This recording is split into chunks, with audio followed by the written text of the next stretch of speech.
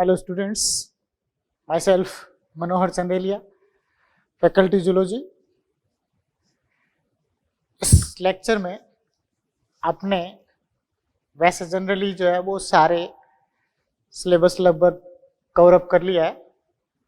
अब इसमें लास्ट जो यूनिट है आपके वो डाइवर्सिटी ऑफ लाइफ, जिसमें कंप्लीट एनिमल किंगडम की स्टडी अपने करेंगे।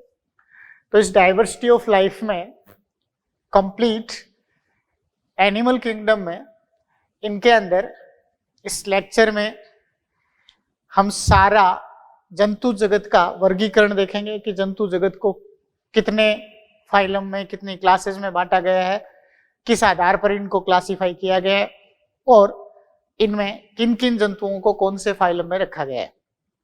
क्लियर? अब इसमें जंतु जगत के अंदर इतनी सारी जीव जातियां हैं कि इनमें एक एक जीव जाति का अध्ययन संभव नहीं हो सकता। इसलिए क्या करते हैं कि इनकी समानता विषमता के आधार पर और इनको अलग अलग समूह में समूहबद्ध कर दिया जाता है, और समूहबद्ध करने के बाद या इनको क्लासिफाई करने के बाद उनका रिप्रेजेंटेटिव किसी स्पीशीज को लेकर उसकी डिटेल स्टडी कर ली जाती है, जिसके आधार पर उस कंप्लीट ग्रुप की स्टडी संभव हो सकती है। क्लियर यहां तक? इसीलिए जंतुओं को अलग अलग समूहों में समूहबद्ध या वर्गीकृत किया गया ताकि इनका सही तरीके से अध्ययन किया जा सके। क्लियर यहां तक? तो इनकी सिस्टेमिक पोजीशन कहाँ होगी, कौन सा जंतु किस क्लास किस फाइलम से रिलेट होगा, इन सारी चीजों की स्टडी ये इस डाइवर्सिटी ऑफ लाइफ में या टेक्सोनोमी के इस एनिमल किंगडम में पढ़ेंगे। क्लियर यहां तक? तो इसमें सबसे पहली चीज तो ये है कि जंतुओं का जो वर्गीकरण किया गया है वो वर्गीकरण एट रैंडम नहीं है। इस वर्गीकरण में कुछ विशेष क्राइटेरिया निर्धारित किए गए हैं, कुछ विशेष इनमें आधार लिए गए हैं, जिनके आधार पर जंतुओं को अलग अलग समूहों में समूहबद्ध किया गया है, अलग अलग समूहों में इनको बांटा गया है। क्लियर यहां तक? तो इनके लिए आप देखें कि सबसे पहले इसमें पढ़ेंगे अपने बेसिस ऑफ क्लासिफिकेशन या वर्गीकरण के आधार। सबसे पहले जंतुओं का वर्गीकरण जो किया गया है, इस जंतुओं के वर्गीकरण में इसमें अपने पढ़ेंगे basis of classification.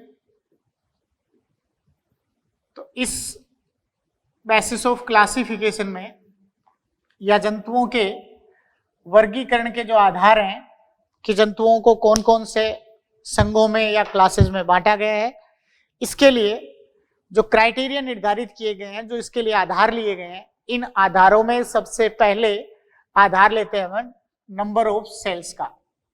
Number of sales, कोशिकाओं की संख्या के आधार पर। तो पूरे जंतु जगत को कोशिकाओं की संख्या के आधार पर दो बड़े समूहों में बांट दिया गया। एक समूह इसका प्रोटोजोआ और दूसरा समूह ले लिया गया मेटाजोआ। किस आधार पर? नंबर ऑफ सेल्स के आधार पर। जिन जंतुओं का शरीर केवल एक कोशिका से बना है वो प्रोटोजोआ, और एक से अधिक कोशिकाओं वाले जंतुओं को मेटाजोआ में रख दिया गया है।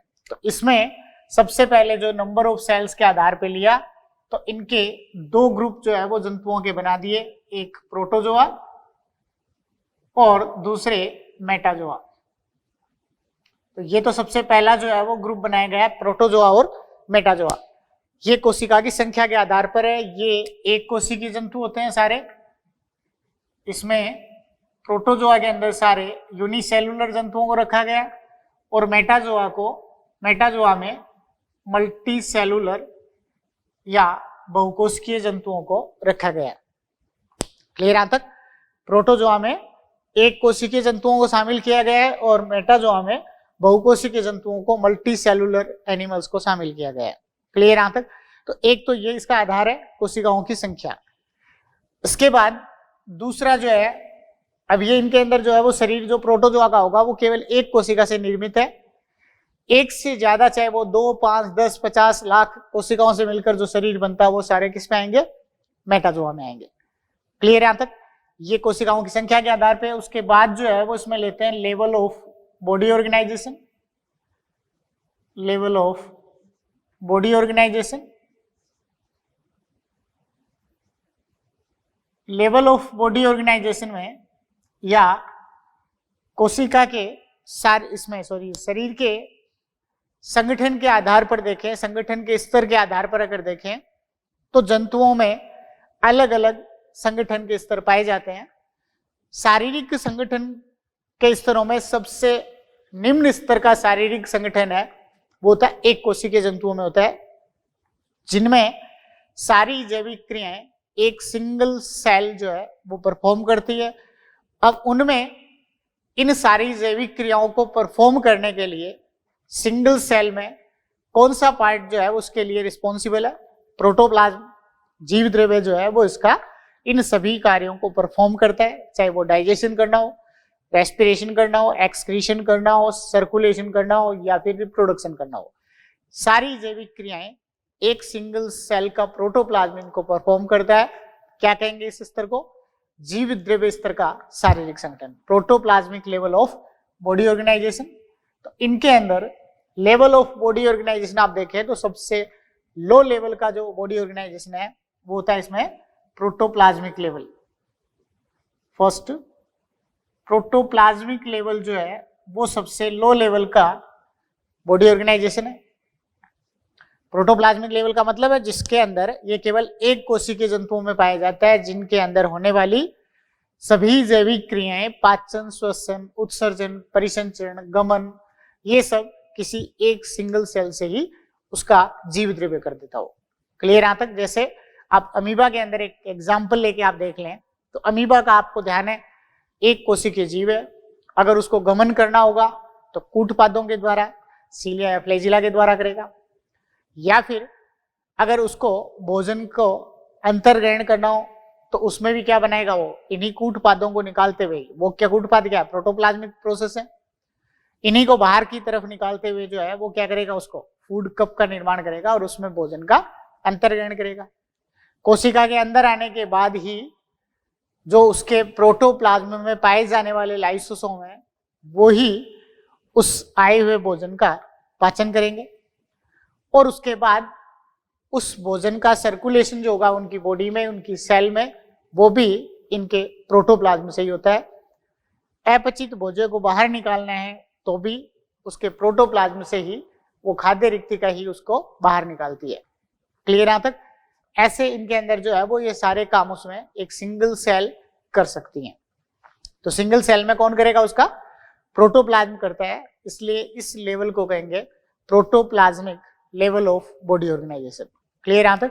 तो इसमें प्रोटोप्लाज्मिक लेवल का बॉडी ऑर्गेनाइजेशन होता है। उसके बाद इससे थोड़ा सा डेवलप बॉडी ऑर्गेनाइजेशन है वो सेलुलर लेवल होता है। सेलुलर लेवल के बॉडी ऑर्गेनाइजेशन में ये मल्टी सेलुलर एनिमल्स में या बहुकोशिकीय जंतुओं में होता है। इन बहुकोशिकीय जंतुओं में या मल्टी सेलुलर जंतुओं के अंदर जो बॉडी ऑर्गेनाइजेशन है वो सेलुलर लेवल का है, जिसमें अलग अलग कार्य अलग अलग कोशिकाओं के द्वारा किया जाता है। समझ रहे हो यहां तक? इसमें एक से ज्यादा कोशिकाएं शरीर का निर्माण कर रही हैं और अलग अलग काम अलग अलग सेल कर रही हैं, लेकिन इनके अंदर वो सेल्स या कोशिकाएं समूहबद्ध होकर या ऑर्गेनाइज्ड होकर टिश्यू फॉर्मेशन नहीं करती। इसलिए इस लेवल को क्या कहेंगे? Cellular level of body organisation. जैसा आपने पोरीफेरा में सुना होगा कि पोरीफेरा के अंदर आर्क्यूसाइट, थीजोसाइट, ट्रोफोसाइट, क्रोमोसाइट्स, मायोसाइट्स, ये अलग अलग टाइप की सेल होती हैं और ये सब सेल अलग अलग कार्यों को परफॉर्म करती है। समझ में आ रही है?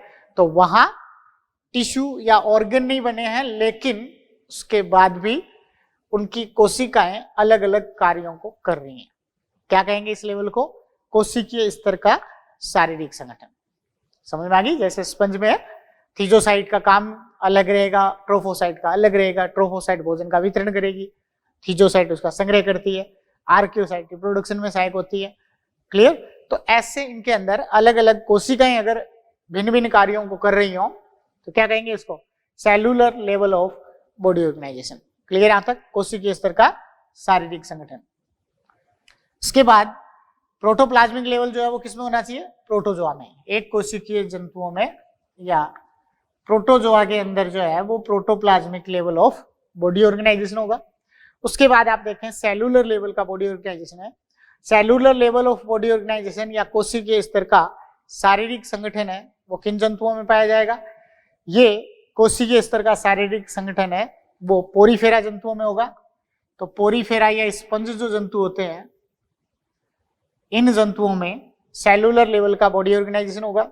उसके बाद tissue level of body organisation, उसके बाद जो है वो नेक्स्ट टिश्यू लेवल का बॉडी ऑर्गेनाइजेशन। क्लियर? तो नेक्स्ट में आप देख रहे हो टिश्यू लेवल का बॉडी ऑर्गेनाइजेशन है या उत्तक स्तर का जो शारीरिक संगठन है। इस उत्तक स्तर के शारीरिक संगठन में या टिश्यू लेवल के बॉडी ऑर्गेनाइजेशन में क्या होता है? इनमें समान प्रकार के कार्य करने वाली समान संरचना वाली कोशिकाएं समूहबद्ध होकर उत्तकों का निर्माण कर देती हैं। क्लियर यहां तक? और इनके अंदर जो है वो अलग अलग प्रकार के उत्तक बनने शुरू हो जाते हैं। तो जब इन जंतुओं के अंदर उत्तकों का निर्माण हो जाता है, टिश्यू बन जाते हैं, तो अलग अलग कार्य कौन करेगा? इनमें उत्तकों के द्वारा अलग अलग कार्य किए जाते हैं। क्लियर यहां तक? तो डिवीजन ऑफ लेबर जो होता है यहाँ वो किन के बीच हो जाता है? टिश्यू लेवल का डिवीजन ऑफ लेबर या श्रम विभाजन हो जाता है। क्लियर यहां तक? जिसमें अलग अलग कार्य को टिश्यू या उत्तकों के द्वारा परफॉर्म किया जाए, तो वो इनमें टिश्यू लेवल का शारीरिक संगठन होता है। इनके अंदर ये भी मल्टी सेलुलर जंतुओं में, लेकिन इन जंतुओं के अंदर जो है वो कोशिकाएं समूहबद्ध होकर उत्तक या टिश्यू का निर्माण कर देती हैं। तो ये टिश्यू लेवल का बॉडी ऑर्गेनाइजेशन। टिश्यू लेवल का बॉडी ऑर्गेनाइजेशन है वो सिलेंट्रेटा और टीनोफोरा में होता है। ये बॉडी ऑर्गेनाइजेशन है सिलेंट्रेटा एंड टीनोफोरा में होगा। तो सिलेंट्रेटा और टीनोफोरा ये दो फाइलम है, उनमें टिश्यू लेवल का शारीरिक संगठन होगा। उसके बाद आप देखें आगे organ level. Next organ level का बॉडी ऑर्गेनाइजेशन। ऑर्गन लेवल का बॉडी ऑर्गेनाइजेशन है वो किन जंतुओं में पाया जाता है? ऑर्गन लेवल का बॉडी ऑर्गेनाइजेशन का मतलब हो गया कि जिनके अंदर उत्तक भी संगठित होकर विशेष अंगों का निर्माण करना शुरू कर देते हैं। क्लियर यहां तक? तो जब उत्तक भी विशिष्टीकृत होकर या स्पेशलाइज्ड होकर अंगों का निर्माण करना शुरू कर दे तो वो स्तर अंग स्तर का शारीरिक संगठन या organ level of body organisation होगा। अंग स्तर का शारीरिक संगठन अगर आप देखें तो किन जंतुओं में होता है? ये प्लेटिहेल्मिन्थिस जंतुओं के अंदर अंगों का निर्माण हो जाता है। जैसे इनके अंदर अपूर्ण आहार नाल बन जाती है, ऐसे ही प्रोटोनेफ्रिडिया इनके उत्सर्जी अंग बन जाते हैं। तो ऐसे जब अंगों का निर्माण हो जाता हो और वो अंग अलग अलग फंक्शन के लिए मॉडिफाइड हो जाते हो, वो अंग अलग अलग कार्य के लिए डिफरेंशिएट हो जाते हो, तब उसको कहा जाता है अंग स्तर का शारीरिक संगठन या organ level of body organisation. किन जंतुओं में पाया जाएगा? प्लेटिहेल्मिन्थिस में। ये ऑर्गन लेवल का बॉडी ऑर्गेनाइजेशन है वो किन में पाया जाएगा? प्लेटिहेल्मिन्थिस जंतुओं में होगा। क्लियर यहां तक? तो प्लेटिहेल्मिन्थिस जंतुओं में अंग स्तर का शारीरिक संगठन होगा या ऑर्गन लेवल का बॉडी ऑर्गेनाइजेशन होगा। क्लियर यहां तक? इसके बाद आप देखें तो इसमें ये आप देख रहे हो ऑर्गन लेवल का बॉडी ऑर्गेनाइजेशन या अंग स्तर का शारीरिक संगठन होगा। एक जो मोर एडवांस्ड एनिमल्स हैं, जो सबसे ज्यादा विकसित जंतु है, उन जंतुओं के अंदर अंग भी आपस में मिलकर अंग तंत्रों का निर्माण कर देते हैं। तो इन जंतुओं के अंदर एक कार्य से संबंधित जो अंग है वो सारे के सारे अंग आपस में मिलकर समूहबद्ध होकर विशेष अंग तंत्र बना देते हैं, विशेष ऑर्गन सिस्टम बना देते हैं।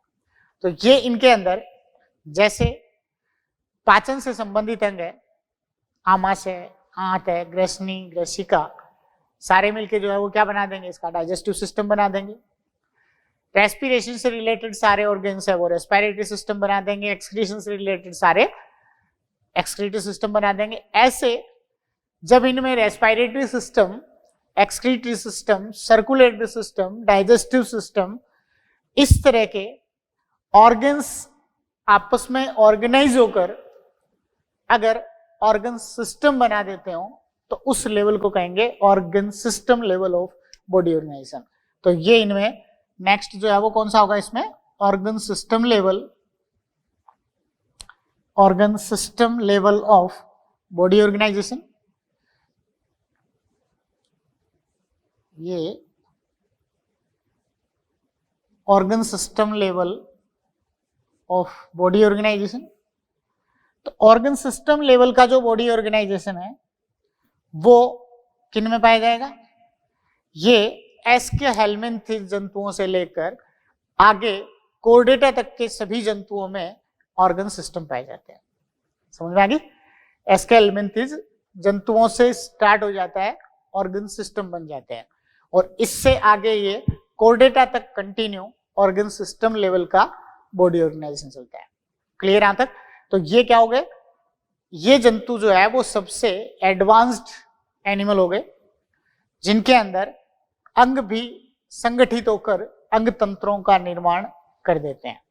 क्लियर यहां तक? तो ये आप देख रहे हो ऑर्गन सिस्टम लेवल का बॉडी ऑर्गेनाइजेशन है, किन में पाया जाएगा, एस्केहेलमिन्थिस जंतुओं से, एस्केहेलमिन्थिस टू कोर्डेटा। तो ये एस्केहेलमिन्थिस जंतुओं से कोर्डेटा जंतुओं तक क्या पाया जाएगा, इसमें ऑर्गन सिस्टम लेवल का बॉडी ऑर्गेनाइजेशन होगा। तो सबसे लो लेवल का लेवल जो है वो कौन सा होगा, सबसे लो लेवल बॉडी ऑर्गेनाइजेशन का प्रोटोप्लाज्मिक लेवल होता है और सबसे हाई लेवल है वो इनमें ऑर्गन सिस्टम लेवल होता है। क्लियर यहां तक?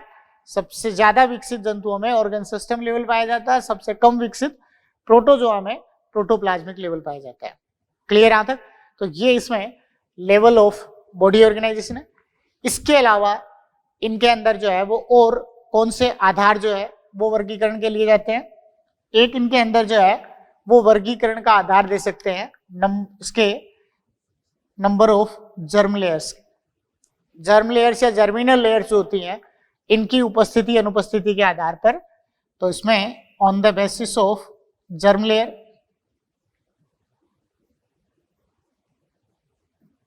On the basis of germ layer,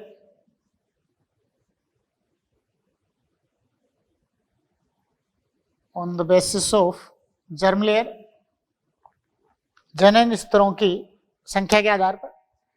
तो जर्म लेयर या जनन स्तरों की संख्या के आधार पर जो है वो दो प्रकार के जंतुओं को दो समूहों में बांट दिया। एक होते हैं डिप्लोब्लास्टिक और दूसरे होते हैं ट्रिप्लोब्लास्टिक जंतु। क्लियर यहां तक? तो जर्म लेयर के आधार पर जो है वो डिप्लोब्लास्टिक एंड ट्रिप्लोब्लास्टिक होंगे। इसके आधार पर डिप्लोब्लास्टिक एंड ट्रिप्लोब्लास्टिक। तो जर्म लेयर के आधार पर या जनन स्तरों के आधार पर ये डिप्लोब्लास्टिक और ट्रिप्लोब्लास्टिक जंतु होते हैं। डिप्लोब्लास्टिक जंतुओं का मतलब है जिन जंतुओं के अंदर गैस्ट्रुला अवस्था में दो जनन स्तर पाए जाते हैं वो डिप्लोब्लास्टिक होते हैं और जिन जंतुओं की गैस्ट्रुला अवस्था में 3 जर्म लेयर पाई जाती है वो ट्रिप्लोब्लास्टिक होते हैं। क्लियर? इसमें आपने देखा होगा कि जो एम्ब्रियो का डेवलपमेंट होता है तो उस एम्ब्रियो के डेवलपमेंट में फर्टिलाइजेशन के बाद जो फर्टिलाइज्ड एग होता है, निषेचित अंडा है, उसमें क्लीवेज होंगे। उस क्लीवेज से मोरूला बनेगा, ब्लास्टूला बनेगा, ब्लास्टूला से गैस्ट्रुला बनता है। ब्लास्टूला से जो गैस्ट्रुला स्टेज बनती है उस गैस्ट्रुला स्टेज के अंदर 3 जर्म लेयर या 3 जनन स्तरों का निर्माण होता है। जो एडवांस जो एनिमल्स होते हैं, जो विकसित जंतु होते हैं, उनके अंदर जनरली 3 जर्म लेयर बन जाती हैं और कुछ लोअर इनवर्टिब्रेट जंतु है उनमें केवल 2 ही जनन स्तर बनते हैं। तो जिन जंतुओं के अंदर 2 जनन स्तरों का निर्माण होता है, एक्टोडर्म और एंडोडर्म का, वो डिप्लोब्लास्टिक होते हैं और जिनमें 3 जनन स्तर बन जाते हैं, एक्टो, मीजो और एंडोडर्म बन जाते हैं, वो ट्रिप्लोब्लास्टिक होते हैं। क्लियर यहां तक? तो इनके अंदर जो है वो डिप्लोब्लास्टिक जंतु कौन से होंगे, जिनमें एक्टोडर्म और एंडोडर्म, जिनमें एक्टोडर्म एंड एंडोडर्म, तो जिनमें एक्टो और एंडोडर्म दोनों बन जाते हैं, वो इनमें क्या होंगे, डिप्लोब्लास्टिक जंतु। तो ये इनके अंदर जो है वो एक्टोडर्म और एंडोडर्म जिन जंतुओं के अंदर बनते हैं वो डिप्लोब्लास्टिक जंतु होते हैं, और जिन जंतुओं के अंदर 3 जनन स्तर इनकी अवस्था में बनते हैं, गैस्ट्रुला अवस्था में बनते हैं, वो ट्रिप्लोब्लास्टिक होते हैं। क्लियर आता? तो डिप्लोब्लास्टिक जंतुओं के अंदर कौन से होंगे, वे जंतु जिनमें एक्टोडर्म और एंडोडर्म केवल 2 ही जनन स्तर बनते हैं गैस्ट्रुला अवस्था में, वो डिप्लोब्लास्टिक है। जिन जंतुओं की गैस्ट्रुला अवस्था में 3 जनन स्तर बनते हैं, कौन कौन से, ectoderm, ecto, meso and endoderm. तो जिन जंतुओं के अंदर एक्टो, मीजो और एंडोडर्म 3 जनन स्तर बनते हैं वो ट्रिप्लोब्लास्टिक, और 2 ही जनन स्तर बनते हैं वो डिप्लोब्लास्टिक जंतु होता है। क्लियर आता? तो इस तरीके से जो है वो ये डिप्लोब्लास्टिक और ट्रिप्लोब्लास्टिक होते हैं। डिप्लोब्लास्टिक जंतुओं में कौन से आएंगे, पोरीफेरा, सिलेंट्रेटा, टीनोफोरा। इनके अंदर जो है वो कौन कौन से जंतु होते हैं, पोरीफेरा, डिप्लोब्लास्टिक होंगे, Porifera, Coelenterata, Porifera, Coelenterata and Ctenophora. तो इसमें पोरीफेरा, सिलेंट्रेटा एंड टीनोफोरा ये 3 फाइलम होंगे। और ट्रिप्लोब्लास्टिक जो जंतु होते हैं उनके अंदर टीनोफोरा के बाद प्लेटीहेल्मिन्थिस से लेके कोर्डेटा तक। तो इसमें प्लेटीहेल्मिन्थिस टू कोर्डेटा, प्लेटीहेल्मिन्थिस, तो प्लेटीहेल्मिन्थिस टू कोर्डेटा। तो प्लेटीहेल्मिन्थिस टू कोर्डेटा जो है वो सारे जंतुओं में 3 जनन स्तर पाए जाते हैं। तो कैसे होंगे, ये ट्रिप्लोब्लास्टिक जंतु होंगे। समझ में आ रही है? ये किसके आधार पर हो गए, जर्म लेयर के आधार पर या जनन स्तरों के आधार पर हो गए।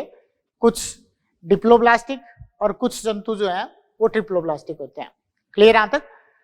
डिप्लोब्लास्टिक जिनमें 2 ही जनन स्तर बनते हैं, ट्रिप्लोब्लास्टिक जिसमें 3 जर्म लेयर एक्टो, मीजो और एंडोडर्म बन जाती है, वो ट्रिप्लोब्लास्टिक होते हैं। क्लियर? अब इसके बाद जो है वो नेक्स्ट जो है वो इसका वर्गीकरण का आधार एक आप बता सकते हैं सिमेट्री का।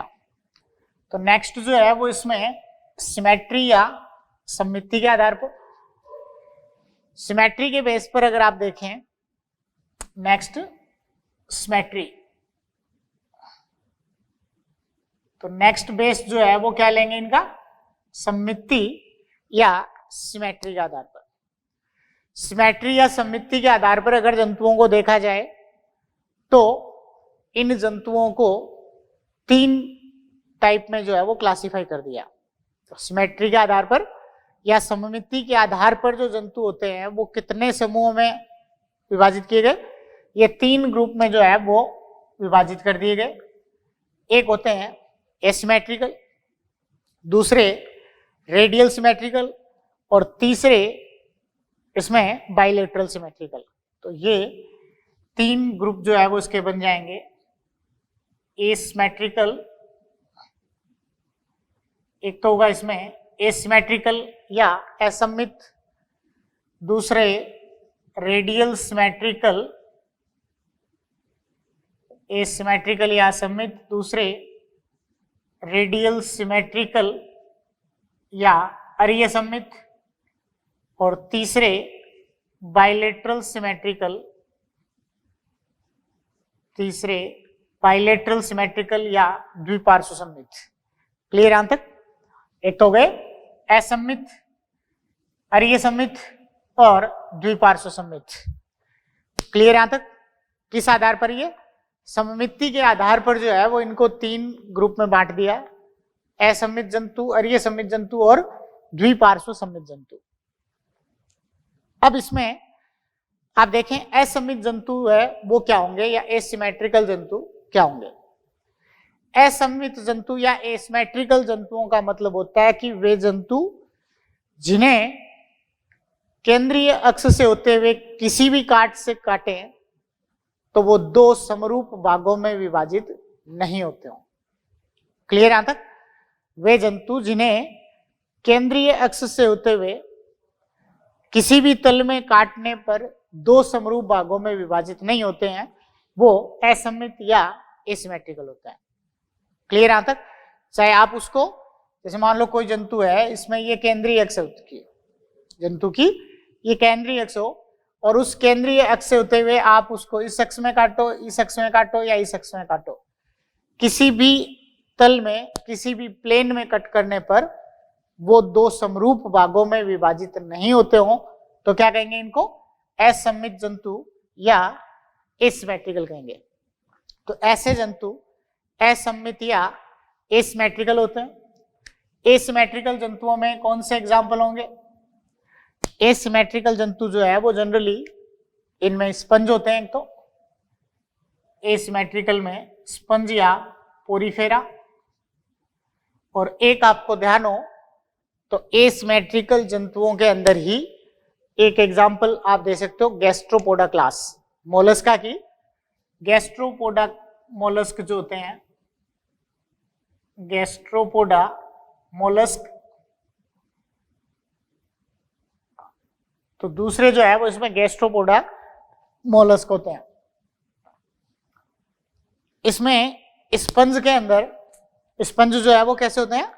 असममित या एसिमेट्रिकल होते हैं, जिनमें किसी भी प्लेन में अगर उसको कट करें, किसी भी तल में काटें तो दो समरूप भागों में विभाजित नहीं हो पाते हैं, तो वो इनमें एसिमेट्रिकल या असममित है। स्पंज के अंदर एक एक्सेप्शन है, अपवाद है, लुकोसोलेनिया। स्पंज में जो अपवाद लुकोसोलेनिया है, इसके अंदर रेडियल सिमेट्री या अरीय सममिति पाई जाती है, बाकी सारे स्पंज असममित होते हैं। क्लियर यहां तक? मोलस्का में सभी मोलस्क द्विपार्श्व सममित है, लेकिन गैस्ट्रोपोडा मोलस्क जो होते हैं वो असममित होते हैं। गैस्ट्रोपोडा मोलस्क में ऐसा क्या होता है? गैस्ट्रोपोडा मोलस्क में टोर्सन होती है शरीर में, जैसा आपने पाइला में देखा होगा। तो पाइला के अंदर जो है वो शरीर में टोर्सन पाई जाती है, उसका कवच भी ऐंठा हुआ कवच होता है।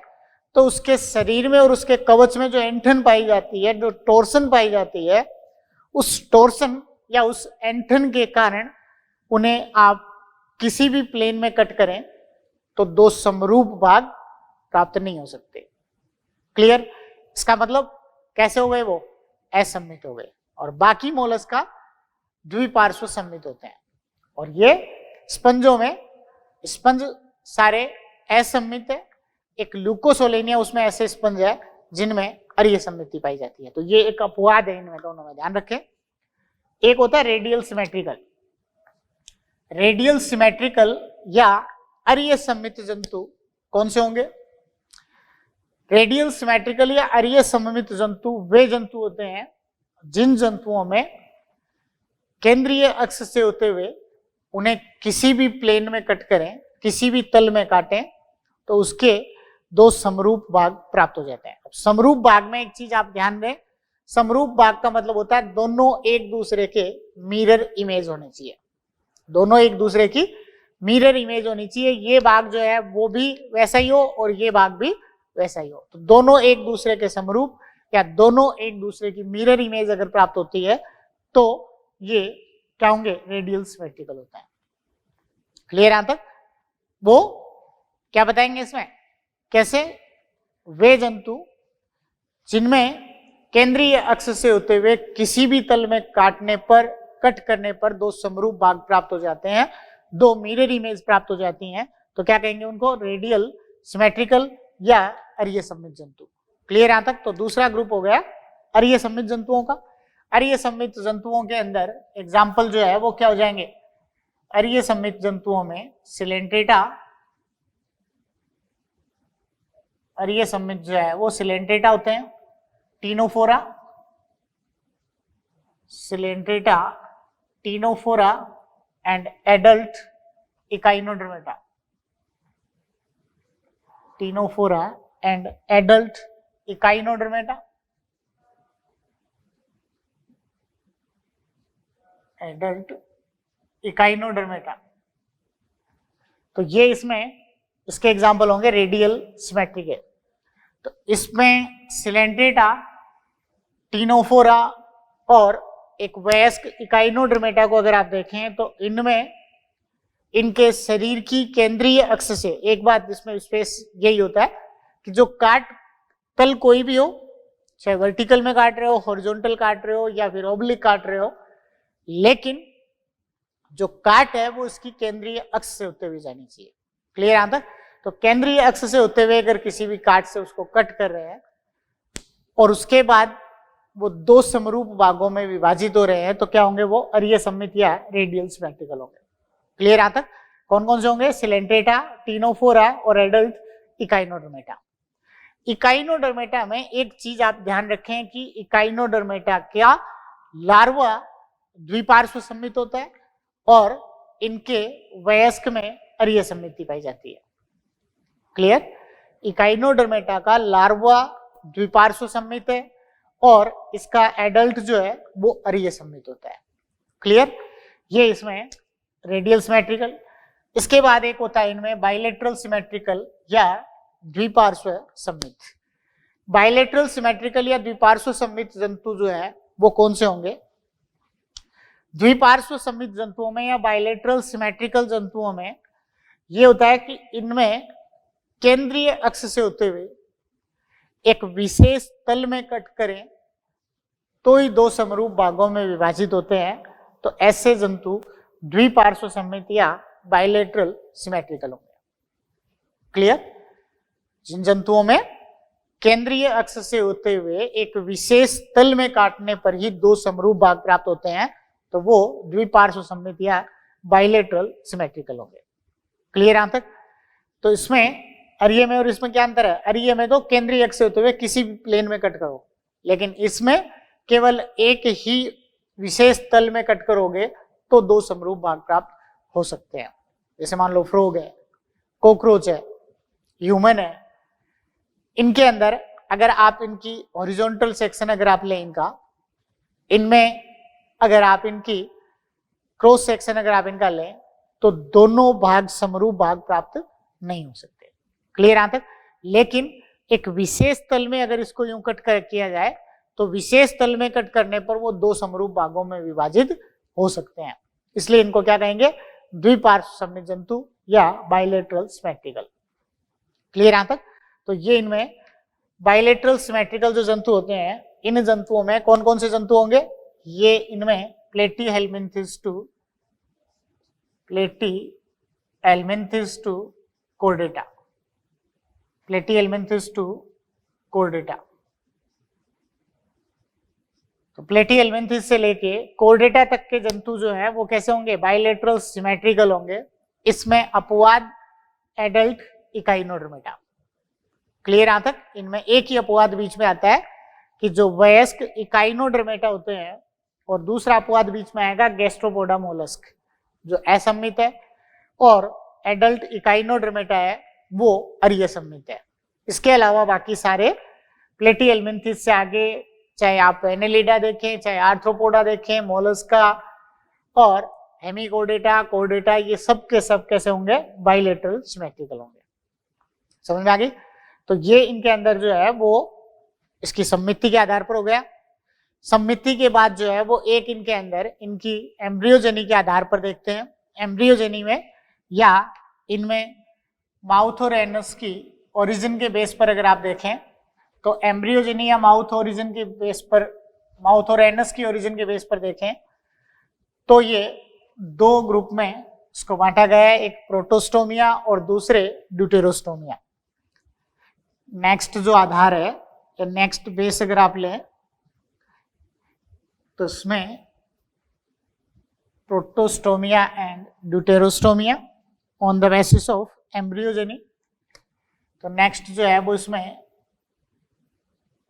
एम्ब्रियोजेनी या माउथ और एनस की ओरिजिन के आधार पर। तो माउथ और एनस की ओरिजिन के आधार पर अगर आप इसको देखें तो, या एम्ब्रियोजेनी के आधार पर आप देखें तो इनको दो समूहों में बांटा गया है। एक प्रोटोस्टोमिया होते हैं, एक समूह इनका प्रोटोस्टोमिया, और दूसरा समूह जो है वो इसमें होता है ड्यूटेरोस्टोमिया। एक प्रोटोस्टोमिया और दूसरा समूह इसका ड्यूटेरोस्टोमिया। क्लियर यहां तक? ऐसे इनमें दो ग्रुप में जो है वो इसको एम्ब्रियोजेनी के आधार पर इसको बांट दिया। तो इसके एम्ब्रियोजेनी के आधार पर जो दो समूह हैं, इन दो समूह में एक प्रोटोस्टोमिया है और दूसरा समूह इसका ड्यूटेरोस्टोमिया है। इन दोनों में आप ये देखें कि प्रोटोस्टोमिया क्या है और ड्यूटेरोस्टोमिया क्या है। प्रोटोस्टोमिया में कौन से जंतुओं को रखेंगे और ड्यूटेरोस्टोमिया में कौन से जंतुओं को रखेंगे। ये किस आधार पर है?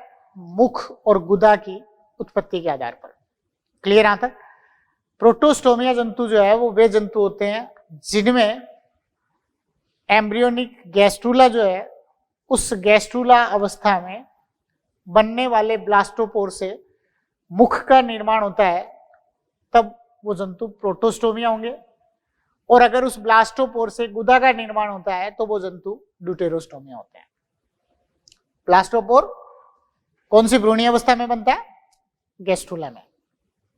समझ में आई? नाम उसका ब्लास्टोपोर है, लेकिन वो छिद्र ब्लास्टूला अवस्था में नहीं बनता। कब बनता है वो? गैस्ट्रूला अवस्था में बनता है। ये आपने एम्ब्रियोनिक डेवलपमेंट में ये चीजें आपने देखी होंगी कि एम्ब्रियोनिक डेवलपमेंट में जो है वो, जैसे ये ब्लास्टूला स्टेज है, ब्लास्टूला स्टेज के अंदर इस तरीके से जो है वो माइक्रोमियर मैक्रोमियर बने होते हैं। तो ये इसमें इसके ब्लास्टूला स्टेज है। समझ रहे हो यहां तक? ये ब्लास्टूला स्टेज है। ये वैसे आपने एम्ब्रियोलॉजी में पढ़ लिया है। ये ब्लास्टूला स्टेज है। इस ब्लास्टूला स्टेज के अंदर बीच में जो है वो इसकी क्या बनती है? ब्लास्टोसील कैविटी बनती है। क्लियर? लेकिन जैसे ही आगे जो है वो डेवलपमेंट होंगे, तो आगे के डेवलपमेंट में इसमें ये होता है कि इन ब्लास्टोमियर के अंदर ये ब्लास्टोसील कैविटी है, माइक्रोमियर से मैक्रोमियर से। अब आगे की स्टेज में ये होता है कि जो इनके ब्लास्टोमियर्स है, कोरक खंड है, उनके बीच संरचना विकास गतियां मॉर्फोजेनेटिक मूवमेंट होती हैं, जिसमें एपीबोली एम्बोली होती हैं, जिससे इनके अंदर 3 जर्म लेयर का निर्माण होता है।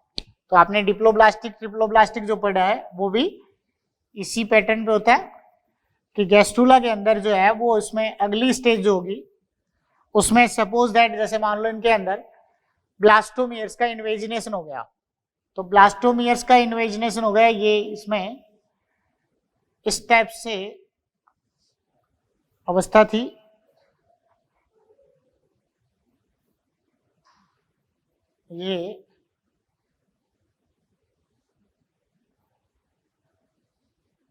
ये मान लो ऐसे इन्वेजिनेट हो गई अंदर की तरफ, तो अंदर की तरफ इन्वेजिनेट हो गई, तो इसमें ये इसके ब्लास्टोमियर ऐसे आ गए, ये ऐसे इसके ब्लास्टोमियर,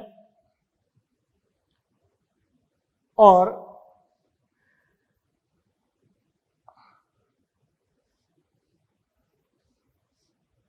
तो ये इसमें आप देख रहे हो कि ब्लास्टूला से जब गैस्ट्रूला स्टेज आ रही है, उस गैस्ट्रूला स्टेज में ब्लास्टोमियर की जो मॉर्फोजेनेटिक मूवमेंट हो रही है, ब्लास्टोमियर की संरचना विकास गतियां हो रही है। इन संरचना विकास गतियों में सबसे बाहर जो है वो एक्टोडर्म बन जाएगी, फिर मीजोडर्म बन जाएगी बीच में, और ये एंडोडर्म बन जाएगी। तो ऐसे ये 3 तो जर्म लेयर बनेंगी, एक्टोडर्म, मीजोडर्म और एंडोडर्म। तो ये एक्टोडर्म, मीजोडर्म और एंडोडर्म जो है वो 3 जर्म लेयर बनेगी, और इसके साथ साथ जो ब्लास्टोसील है वो इसमें रिड्यूस हो जाएगी। ये यहाँ भी ये इनके अंदर जो है वो सेल डिवाइड होकर इसको भर देगी और मीजोडर्म तीसरी लेयर बना देगी। क्लियर यहां तक? इस तीसरी लेयर बनने के साथ साथ जो है वो इसकी ब्लास्टोसील तो रिड्यूस हो गई और एक नई कैविटी इसके अंदर ये बन जाती है। और ये कैविटी जो है वो आपको ध्यान होगा क्या होती है इसकी, आर्केंट्रॉन कैविटी होती है। ये कैविटी इसकी आर्केंट्रॉन कैविटी या आद्यांत्र गुहा होती है। तो इसमें बनने वाली जो आर्केंट्रॉन कैविटी है, इस आर्केंट्रॉन की ओपनिंग या इसका जो छिद्र है, ये छिद्र इसका ब्लास्टोपोर होता है। तो गैस्ट्रुला अवस्था में आपने देखा है कि जो ब्लास्टुला से गैस्ट्रुला अवस्था ही है, उस ब्लास्टुला से बनने वाली इस गैस्ट्रुला अवस्था के अंदर एक तो तीनों जनन स्तरों का निर्माण हो गया, एक्टोडर्म, मेसोडर्म, एंडोडर्म का, और इसके साथ साथ जो ब्लास्टुला के अंदर बन रही ब्लास्टोसील थी वो रिड्यूस होकर एक नई गुहा बन गई, आर्केंट्रॉन गुहा या आद्यांत्र गुहा। ये आर्केंट्रॉन गुहा केवल एक सिंगल ओपनिंग के द्वारा, एक अकेले छिद्र के द्वारा, एकल छिद्र द्वारा ये बाहर खुलती है। तो ये आर्केंट्रॉन जिस छिद्र के द्वारा बाहर की तरफ खुल रही है, उस छिद्र को कहेंगे ब्लास्टोपोर। वो छिद्र क्या होता है, ब्लास्टोपोर होता है। इस ब्लास्टोपोर से जब इससे भ्रूणीय परिवर्धन होगा, आर्केंट्रॉन तो क्या बनाएगी इसकी, आगे चल के ये गट है जो एलिमेंट्री कैनाल बनाएगी आगे चल के, और इस ब्लास्टोपोर से यदि भ्रूण के मुख का निर्माण होता है, तब तो ऐसे जंतुओं को प्रोटोस्टोमिया समूह में रखेंगे। और यदि इस ब्लास्टोपोर से भ्रूण की गुदा का निर्माण होता है, तब ऐसे जंतुओं को ड्यूटेरोस्टोमिया में रखेंगे। क्लियर यहां तक? यदि इस ब्लास्टोपोर से मुख का निर्माण होता है तो इनको प्रोटोस्टोमिया, और यदि इस ब्लास्टोपोर से गुदा का निर्माण होता है तो इन जंतुओं को ड्यूटेरोस्टोमिया में इंक्लूड करेंगे। क्लियर यहां तक? अब इसमें आप देखें कि इनके अंदर प्रोटोस्टोमिया जंतु, ये तो समझ में आ गई दोनों, प्रोटोस्टोमिया क्या होंगे और ड्यूटेरोस्टोमिया क्या होंगे। प्रोटोस्टोमिया जंतु जो है वो कौन से होंगे, जिन जंतुओं में ब्लास्टोपोर से मुख का निर्माण होता है, मुख की उत्पत्ति होती है, वो जंतु प्रोटोस्टोमिया में शामिल होंगे।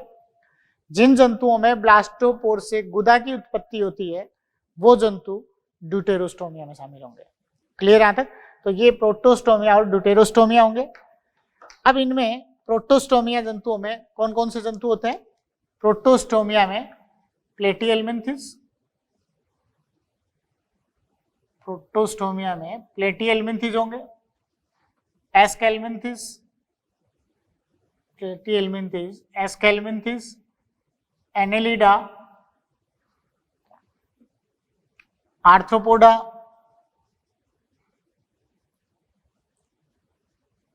मोलस्का। ये जंतु तो किसमें आएंगे? प्रोटोस्टोमिया में। प्लेटिहेल्मिन्थिस, प्रोटोस्टोमिया कौन कौन से होंगे? प्लेटिहेल्मिन्थिस, एस्केल्मिन्थिस, एनेलिडा, आर्थ्रोपोडा एंड मोलस्का, ये प्रोटोस्टोमिया। और ड्यूटेरोस्टोमिया में Echinodermata,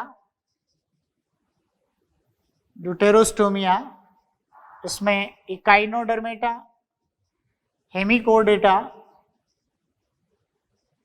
Echinodermata, Hemichordata and Chordata. तो ये इसमें ड्यूटेरोस्टोमिया है। क्लियर यहां तक? तो प्रोटोस्टोमिया हो गए और ड्यूटेरोस्टोमिया हो गए। ये किसके आधार पर है? इनकी एम्ब्रियोजेनी के आधार पर, इनके मुख और गुदा की उत्पत्ति के आधार पर हो गए। क्लियर यहां तक? एक इसमें अपन नेक्स्ट जो है वो ले सकते हैं इसके सिलोम के आधार पर। सिलोम या देह गुहा जो है वो क्या होती है? बॉडी वॉल और एलिमेंट्री कैनाल के बीच की गुहा, जिसमें इनके अंतरांग या विसरल ऑर्गन्स पाए जाते हैं, वो गुहा इनकी बॉडी कैविटी या देह गुहा होती है।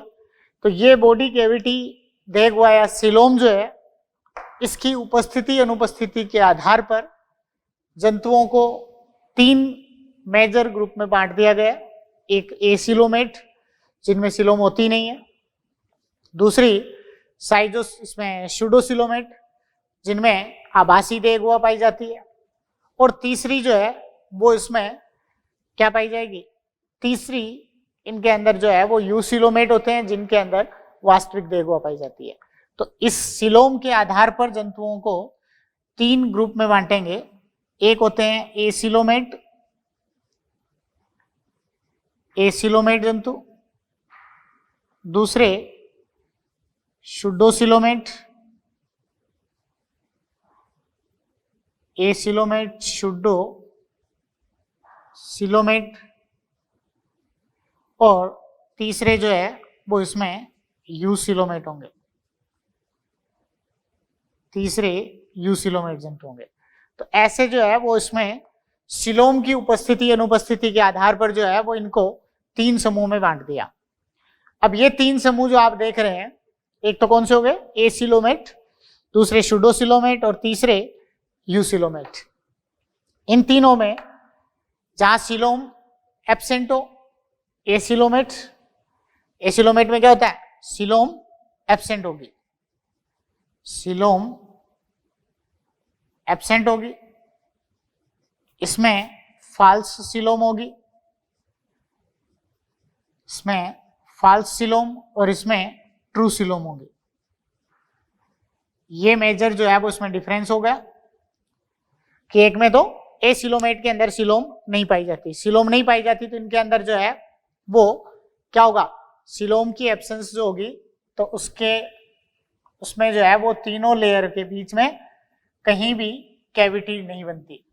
तो इनके अंदर जो है वो डायरेक्ट ही इसमें किस तरीके से अरेंज होंगे, एसिलोमेट में जो है वो जैसे ये एनिमल है, इन एनिमल्स के अंदर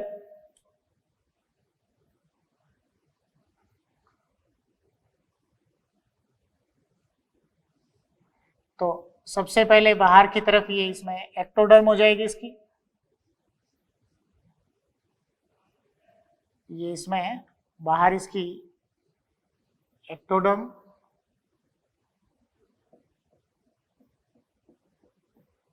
ये इसमें एक्टोडर्म होगी, और एक्टोडर्म के तो ये यहां तक जो आप देख रहे हो ये एक्टोडर्म है,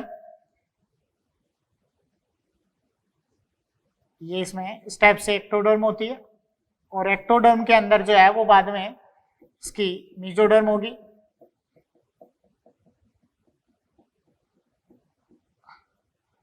इनके अंदर बीच में केंद्रीय भाग में जो है वो इनकी गट होती है, इसको आर्केंट्रोन कैविटी कह सकते हो।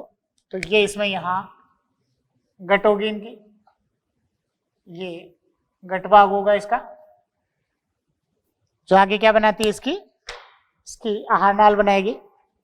तो एक्टोडर्म और एक्टोडर्म के बाद जो है वो इसमें यहाँ इसकी मीजोडर्म बनेगी, ये दूसरी जो लेयर बन रही है वो इसमें इसकी मीजोडर्म बन रही है,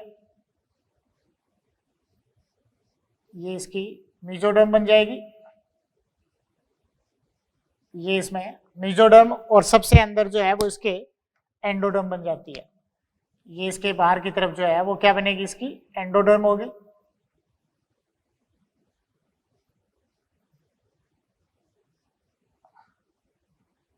इस तरीके से जो है वो इनके अंदर ये पूरी बीच में जो है वो इनके कैविटी नहीं होती है। तो तीनों लेयर जो है वो इसमें इस तरीके से अरेंज होंगी, सबसे बाहर जो है वो एक्टोडर्म होगी, फिर बीच में इसके मीजोडर्म होगी, और सबसे अंदर जो है वो एंडोडर्म बन जाएगी, सॉरी बीच में इनके ये मीजोडर्म होगी, और सबसे अंदर जो है वो ये एंडोडर्म होगी। तो ये इसके अंदर जो है वो क्या बन जाएगी, इसकी एंडोडर्म होगी। तो ये इसमें आप देख रहे हो कि इसके अंदर किसी भी तरह की जो है वो सिलोम या देहगुआ जो है वो इसके बीच में नहीं पाई जाती।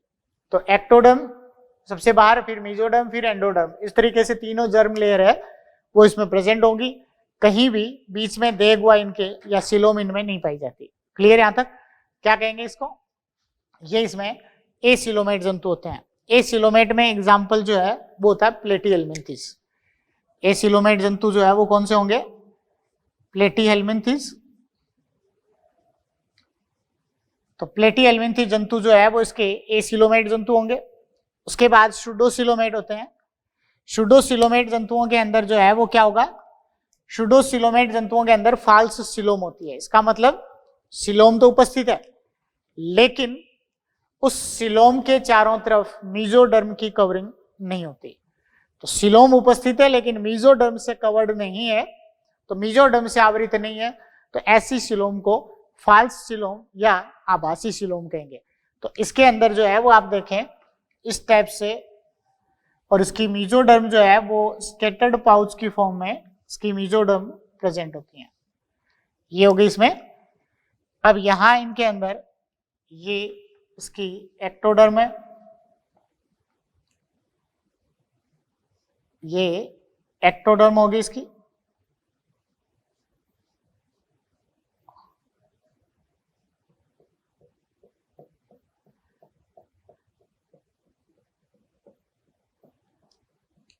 तो इसमें आप ये देख रहे हैं कि ये इसकी एक्टोडर्म होगी और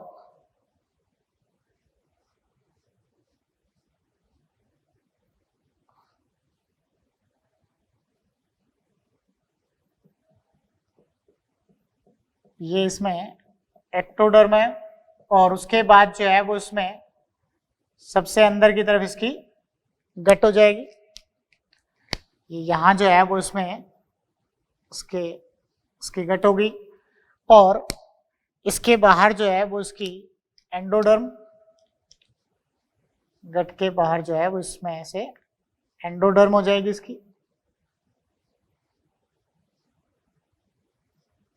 ये इसमें एंडोडर्म और मीजोडर्म जो होती है वो इसकी स्कैटर्ड पाउचेस के फॉर्म में जो है वो इसके अंदर प्रेजेंट होती हैं। जैसे ये ऐसे मीजोडर्म है वो ऐसे प्रेजेंट होगी इसकी। क्लियर यहां तक? तो इस तरीके से स्कैटर्ड पाउच के रूप में या बिखरी हुई जो है वो पाउच के रूप में इसकी मीजोडर्म पाई जाएगी ऐसे। तो इस तरह का जो सिलोम होती है, फाल्स सिलोम, तो क्या कहेंगे इनको? शूडोसिलोमेट। तो एक तो एसिलोमेट जंतु हो गए। एसिलोमेट जंतु का मतलब जिनके अंदर सिलोम नहीं पाई जाती। एसिलोमेट, जिन जंतुओं के अंदर सिलोम नहीं पाई जाती वो एसिलोमेट होते हैं। इसमें एग्जाम्पल प्लेटियलमेंथिस। दूसरे होते हैं वे जंतु जिन जंतुओं के अंदर सिलोम पाई जाती है लेकिन वो सिलोम मीजोडर्म से लाइंड नहीं होती, मीजोडर्म से आवृत सिलोम नहीं होती। तो मीजोडर्म से आवृत अगर सिलोम नहीं है तो ऐसी सिलोम को आभासी सिलोम या कूटगुआ कहते हैं और इन जंतुओं को शूडोसिलोमेट कहेंगे। इसमें एग्जाम्पल शूडोसिलोमेट जंतुओं के अंदर एग्जाम्पल होगा एस्केल्मिंथिस। इसमें शूडोसिलोमेट के अंदर एग्जाम्पल एस्केल्मिंथिस, तो इसमें एस्केल्मिंथिस होंगे। एक होते हैं यूसिलोमेट। यूसिलोमेट जंतु जो है या यूसिलोमेट जिसमें कौन से होंगे? ट्रू सिलोम पाई जाती है। तो वे जंतु जिनके अंदर वास्तविक सिलोम पाई जाती है और वो सिलोम किससे आवृत होती है? वे जंतु जिनमें वास्तविक सिलोम पाई जाती है और वो सिलोम इनकी मीजोडर्म से आस्तरित होती है। तो मीजोडर्म से आवृत सिलोम जिन जंतुओं के अंदर पाई जाती है उनको क्या कहेंगे? यूसिलोमेट कहेंगे। अब यूसिलोमेट के अंदर भी दो ग्रुप बन जाते हैं। ये किसके आधार पर? इनमें सिलोम की उत्पत्ति के आधार पर। तो सिलोम की उत्पत्ति के आधार पर ये दो तरह के होंगे। एक होंगे साइजोसिलोमेट, उत्पत्ति के आधार पर जो है वो एक साइजोसिलोमेट होंगे और दूसरे एंटेरोसिलोमेट होंगे। इनकी उत्पत्ति के आधार पर साइजोसिलोमेट एंड एंटेरोसिलोमेट। तो ये इनके अंदर जो है वो साइजोसिलोमेट और एंटेरोसिलोमेट जो है इनमें किस आधार पर है? ये सिलोम की उत्पत्ति के आधार पर, जिनमें सिलोम की उत्पत्ति मीजोडर्म के विपाटन से, मीजोडर्म इनकी 4D सेल्स या टीलोब्लास्ट सेल्स से मीजोडर्म बनी होती है और उन मीजोडर्म के विपाटन से, उसकी स्प्लिटिंग से अगर बन रही हो तो क्या कहेंगे? साइजोसिलोमेट। और ऐसी सिलोम को साइजोसिलोम, दीर्घगुआ। और जिनमें आर्केंट्रोन के आउट पॉकेटिंग से बन रही हो वो एंटेरोसिलोमेट जंतु होते हैं। तो साइजोसिलोमेट में तो किससे होती है उत्पत्ति? साइजोसिलोमेट में सिलोम की उत्पत्ति जो है वो मीजोडर्म की स्प्लिटिंग से होगी। तो इनके अंदर सिलोम की उत्पत्ति मीजोडर्म की स्प्लिटिंग से होती हो। ये बाहर बॉडी वॉल होगी और उसके अंदर जो है वो इसकी ये गट होती है। तो ये बॉडी वॉल और गट है और इनके अंदर जो मीजोडर्म होती है वो स्प्लिट होती है। यहाँ इनके अंदर टीलोब्लास्ट सेल्स जो है वो पहले मीजोडर्म बनी होती है। ये मीजोडर्म बीच में से खुलती जाएगी। तो ये मीजोडर्म जो है वो बीच में से खुलने के कारण ये स्टेप से जो है वो बीच में से मीजोडर्म खुलेगी और मीजोडर्म बीच में से खुल के मीजोडर्म की स्प्लिटिंग होगी। तो मीजोडर्म की स्प्लिटिंग होने से इस टाइप से मीजोडर्म,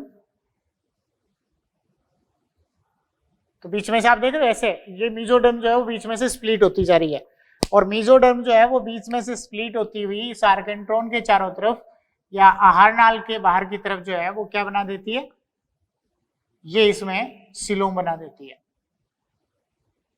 तो मीजोडर्म जो है वो पूरी तरीके से स्प्लिट होके इसको कवर कर लेती है।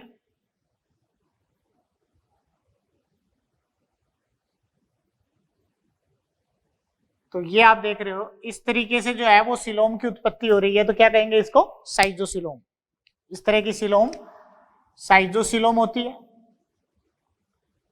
ये साइजोसिलोम होगी। और जहां सिलोम की उत्पत्ति आर्केंट्रोन की आउट पॉकेटिंग से हो रही हो, आर्केंट्रोन की आउट पॉकेटिंग का मतलब है कि जिनके अंदर जैसे ये देविती या बॉडी वॉल होगी और इनके अंदर जो है वो ये इसकी गट, ये इस तरीके से जो है वो इसमें मान लो इसकी गट या आर्केंट्रोन है। तो ये इसकी गट या आर्केंट्रोन कैविटी है, उसकी मान लो आउट पॉकेटिंग हो जाए। तो आउट पॉकेटिंग का मतलब इसका बाहर की तरफ फैल जाना। ये इस तरीके से जो है वो बाहर की तरफ अगर फैल जाए तो ये बाहर की तरफ ऐसे फैलती हुई क्या बनाएगी, इस तरीके से जो है वो लगातार फैलते हुए ये सिलोम बना देती है। तो ये इस टाइप से जो है वो फैलकर सिलोम बनाएगी। तो इस तरीके से फैलकर ये सिलोम का निर्माण कर देती है। तो इसमें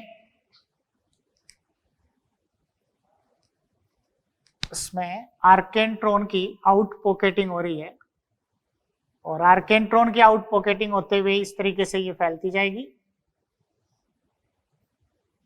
ये ऐसे फैलेगी और लास्ट में जो है वो क्या बना देगी, इससे सेपरेट होके जो है वो इसके चारों तरफ सिलोम बना देती है। तो ये इनके अंदर जो है वो इस तरीके से फैल के और लास्ट में सिलोम बना देगी। ये आर्केंट्रोन से एकदम अलग हो गई और ये क्या बना देगी, ऐसे कवरिंग। क्लियर यहां तक? तो ये ऊपर जो उत्पत्ति हुई है जिस तरीके से मीजोडर्म के खुलने से, मीजोडर्म की स्प्लिटिंग से, इसके विपाटन से अगर सिलोम बन रही है तो साइजोसिलोम, और आर्केंट्रोन के आउट पॉकेटिंग से अगर सिलोम बन रही है तो ये एंटेरोसिलोम होती है। ये क्या होगी, एंटेरोसिलोम होगी। क्लियर यहां तक? साइजोसिलोमेट में एग्जाम्पल जो है वो कौन से होंगे, जिसमें मीजोडर्म के विपाटन से सिलोम बन रही हो, उनके अंदर एग्जाम्पल जो है वो अगर आप देखें तो इसके एनेलिडा, इसमें Annelida, Arthropoda, Annelida, Arthropoda and Mollusca. इसमें एग्जाम्पल जो है वो एनेलिडा, आर्थ्रोपोडा एंड मोलस्का। इसमें example Echinodermata, Echinodermata, Hemichordata, Echinodermata, Hemichordata and Chordata. Echinodermata, Hemichordata and Chordata. Clear यहां तक? ये एग्जाम्पल किसके हो गए, ये एंटेरोसिलोमेट, एनेलिडा, आर्थ्रोपोडा, मोलस्का, ये साइजोसिलोमेट है। क्लियर यहां तक? ये इसका सिलोम के आधार पर वर्गीकरण हो गया। इसके बाद आगे आप देखें कि इनके अंदर और कौन से आधार होंगे, एक सेगमेंटेशन के आधार पर या खंडी भवन के आधार पर। तो नेक्स्ट जो है वो इसमें सेगमेंटेशन या खंडी भवन के आधार पर। तो सेगमेंटेशन या खंडी भवन के आधार पर अगर आप देखें तो जंतुओं को दो समूह में बांटा गया है। एक जिनका शरीर खंडों में बटा हुआ नहीं होता वो ए सेगमेंटेड, जिन जंतुओं का शरीर खंडों में बटा हुआ नहीं होता वो ए सेगमेंटेड, और जिन जंतुओं का शरीर खंडों में बटा हुआ है वो सेगमेंटेड जंतु होते हैं। तो ये सेगमेंटेशन के आधार पर या खंडीभवन के आधार पर इनको दो समूह में बांट दिया, ए सेगमेंटेड और सेगमेंटेड जंतु। ए सेगमेंटेड का मतलब जिन जंतुओं का शरीर खंडों में बटा हुआ नहीं होता, सेगमेंटेड का मतलब जिन जंतुओं का शरीर खंडों में बटा होता है। अब इसमें भी एक चीज ध्यान रखने की ये है, ए सेगमेंटेड में एग्जांपल जो है वो क्या दे सकते हैं आप, ए सेगमेंटेड में पोरीफेरा दे सकते हैं, सिलेंट्रेटा दे सकते हैं। तो इसमें स्पंज है, सिलेंट्रेट है, टीनोफोरा है, sponge, Coelenterata, Ctenophora, Echinodermata, Mollusca, ये इसमें ए सेगमेंटेड में आ जाएंगे। सेगमेंटेड के अंदर जो है वो एनेलिडा, आर्थ्रोपोडा, इसमें एनेलिडा, आर्थ्रोपोडा, कोर्डेटा, तो ये इसमें एनेलिडा, आर्थ्रोपोडा, कोर्डेटा जो है ये इसमें सेगमेंटेड में आते हैं। क्लियर यहां तक? सेगमेंटेड भी दो तरह के होते हैं। सेगमेंटेड में एक होते हैं सुपरफिशियल सेगमेंटेड, सतही विखंडन, सुपरफिशियली सेगमेंटेड, सतही विखंडन, और दूसरे जो है वो इसमें होते हैं मेटामेरिकली सेगमेंटेड या वास्तविक विखंडन। सुपरफिशियली सेगमेंटेड और मेटामेरिकली सेगमेंटेड। तो ये इसमें सुपरफिशियली या सतही विखंडन का मतलब जिनके अंदर शरीर जो है वो केवल बाहरी सतह पर खंडों में बटा हुआ दिखाई देता हो, लेकिन शरीर में आंतरिक विखंडन नहीं होते हैं। अगर आप उसको डिसेक्ट करें अंदर से जंतु को, तो शरीर को अंदर से डिसेक्ट करने के बाद उसमें अंदर सेप्टम बने हुए नहीं होते। अंदर अलग अलग पट्टों से जो है वो शरीर भीतर से खंडों में बटा हुआ नहीं होता, लेकिन बाहर से ऐसे दिखाई देता है। इनकी जो सतह होती है, बाहरी सतह, उस पर ऐसे लगता है जैसे शरीर कई खंडों में बटा हुआ होता है। जैसे टेपवर्म में आपने देखा होगा, टेपवर्म या फीताकृमि जो होता है उसमें शरीर बाहर से खंडों में दिखाई देता है, लेकिन रियली सेगमेंटेशन अंदर जो है वो नहीं होता। क्लियर यहां तक? और जो जंतु बाहर से और अंदर से दोनों तरफ से खंडों में बटा हुआ हो, या फिर अंदर से जो है वो शरीर पट्टों के द्वारा खंडों में बट रहा हो, बाहर से सतही विखंडन हो सकता है उसमें नहीं हो, तो वो मेटामेरिकली सेगमेंटेड होते हैं।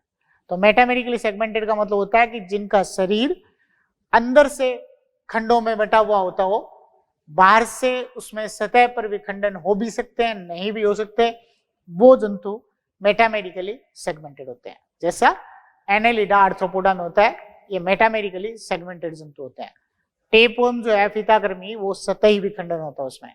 क्लियर यहां तक? ये इसमें इसका सेगमेंटेशन के आधार पर या इसके खंडीभवन के आधार पर हो गए। क्लियर यहां तक? अब इसमें एक फ्लो चार्ट जो है वो आप एनिमल किंगडम के क्लासिफिकेशन का देख लें, जिनके अंदर किस किस तरीके से जो है वो इनको आगे से आगे क्लासिफाई किया गया है। तो इनमें सबसे पहले आपने देखा था वर्गीकरण के आधार में नंबर ऑफ सेल्स का। सबसे फर्स्ट जो है वो आपने वर्गीकरण के आधार में जो है वो सबसे पहले आपने देखा था नंबर ऑफ सेल्स का, कोशिकाओं की संख्या का।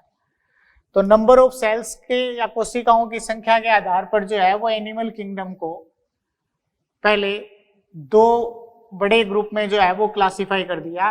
पहला ग्रुप जो है वो इसमें एक है प्रोटोजोआ,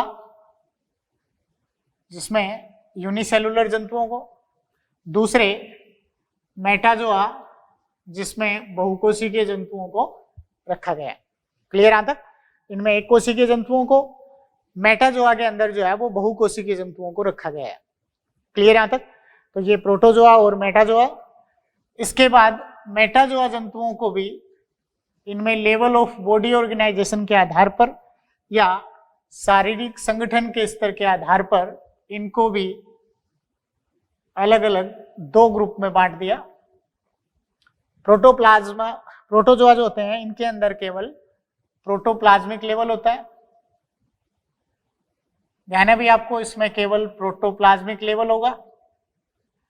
तो लेवल ऑफ बॉडी ऑर्गेनाइजेशन के आधार पर इनको आगे बांट दिया इनमें, प्रोटोजोआ में प्रोटोप्लाज्मिक लेवल, और उसके बाद मेटाजोआ को दो में बांट दिया, एक पैराजोआ, एक इसमें पैराजोआ और दूसरे यू मेटाजोआ या वास्तविक मेटाजोआ। इसमें पैराजोआ और यू मेटाजोआ। पैराजोआ जंतुओं में कोशिकीय संगठन इस तरह होता है, इनमें सेलुलर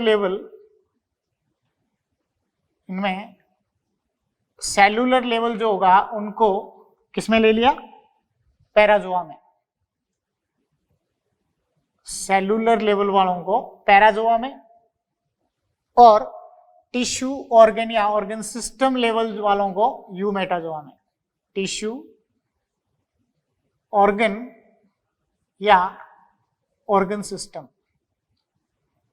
तो टिश्यू ऑर्गन या ऑर्गन सिस्टम लेवल वाले जो हैं उनको किसमें रख दिया, यू मेटाजोआ में।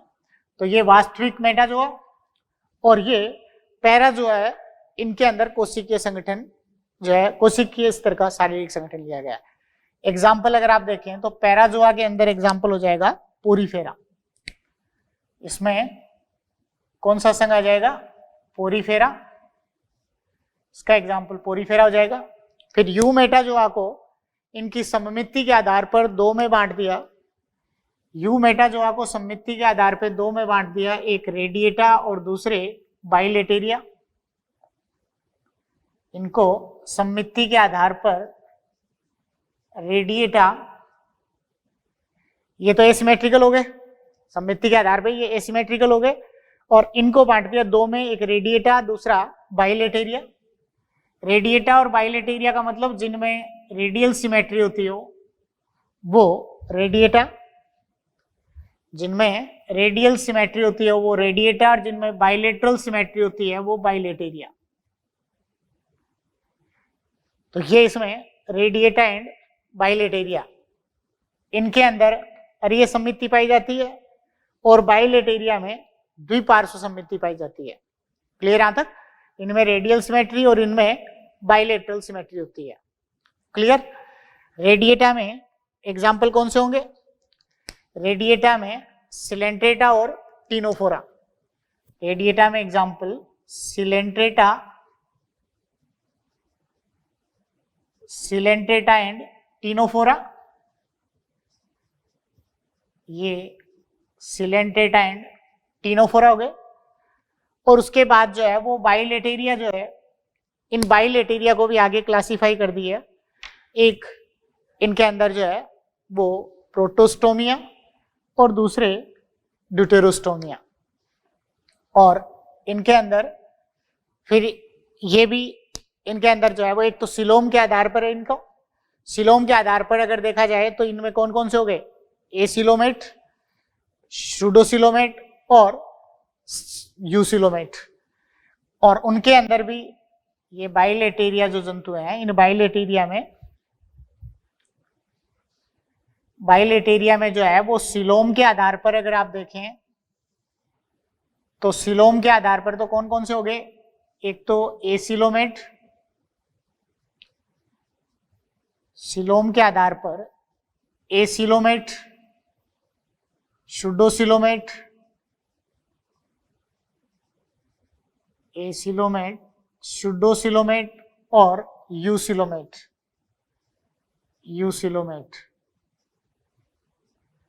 ये हो गए। अब इनके अंदर एसिलोमेट में सिलोम नहीं पाई जाती। एग्जाम्पल प्लेटिहेलमिन्थिस। एसिलोमेट में एग्जाम्पल प्लेटिहेलमिन्थिस हो गया। सूडोसिलोमेट में एग्जाम्पल एस्केलमिन्थिस। इसमें एग्जाम्पल एस्केलमिन्थिस हो गए।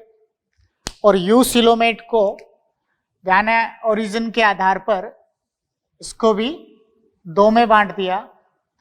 तो इनके अंदर जो है वो इनकी ओरिजिन के आधार पर साइजोसिलोमेट और ये साइजोसिलोमेट और एंटेरोसिलोमेट,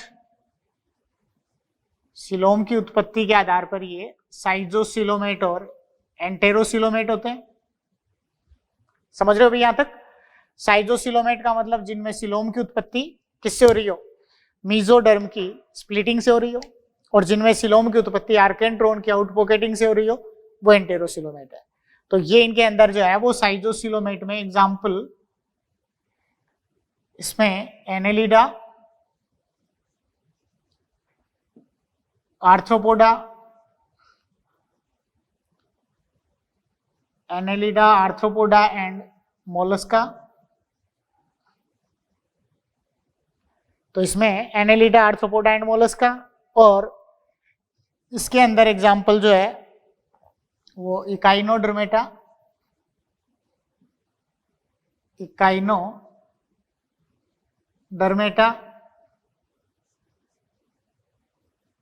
इकाइनोडर्मेटा, हेमिकोर्डेटा एंड कोर्डेटा। तो ये इसमें एंटेरोसिलोमेट में इकाइनोडर्मेटा, हेमिकोर्डेटा और कोर्डेटा, साइजोसिलोमेट में Annelida, Arthropoda and Mollusca. Clear यहां तक। एक इनके अंदर जो है वो एम्ब्रियोजेनी के आधार पर अगर आप देखें तो प्रोटोस्टोमिया और ड्यूटेरोस्टोमिया है। तो इनके अंदर जो है वो ये प्लेटियल मिंथिस यानी एसिलोमेट, सूडोसिलोमेट और साइजोसिलोमेट, ये इस साइड जो जितने भी आप देख रहे हैं वो तो क्या हो गए, सारे प्रोटोस्टोमिया है। ये सारे प्रोटोस्टोमिया होते हैं, प्रोटोस्टोमिया। तो ये तो सारे प्रोटोस्टोमिया है। किस कौन कौन से शामिल है इसमें, एसिलोमेट, सूडोसिलोमेट और साइजोसिलोमेट, ये प्रोटोस्टोमिया होते हैं, और ये ड्यूटेरोस्टोमिया होते हैं। ये ड्यूटेरोस्टोमिया है, तो जिनमें ब्लास्टोपोर से मुख की उत्पत्ति है वो प्रोटोस्टोमिया, गुदा की उत्पत्ति है वो ड्यूटेरोस्टोमिया होते हैं। क्लियर यहां तक। इस तरीके से जो है वो इनको क्लासिफाई कर दिया। ये इसका वर्गीकरण का एक फ्लो चार्ट है जिसमें एसिलोमेट, सूडोसिलोमेट और साइजोसिलोमेट जंतु जो है वो प्रोटोस्टोमिया होते हैं, और इसमें एंटेरोसिलोमेट जंतु है वो ड्यूटेरोस्टोमिया होते हैं। क्लियर यहां तक। ये सारा एक क्लासिफिकेशन का फ्लो चार्ट है, एक वर्गीकरण का फ्लो चार्ट है। अब हम इसमें अलग अलग जो है वो एक इसका लेवल ऑफ, इसमें जो है बेसिस ऑफ क्लासिफिकेशन में नोटोकोड के आधार पे किया गया है, जिसमें नॉन कोर्डेटा और कोर्डेटा। क्लियर यहां तक। ये अपने इसके बारे में डिस्कस करेंगे नेक्स्ट लेक्चर में। Okay, bye.